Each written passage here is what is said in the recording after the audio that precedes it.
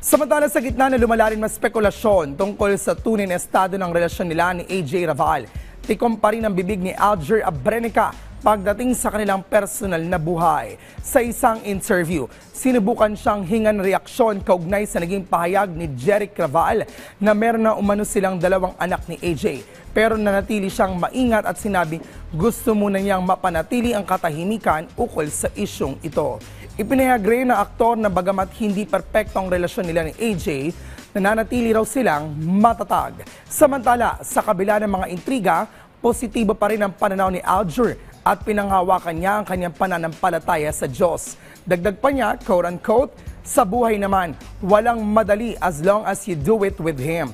He will give you that comfort and happiness. Matatanda ang noong August lamang, mismong si Jeric, ama ni AJ, ang nagsabi sa isang panayam na dalawa na ang anak nila Alger at AJ.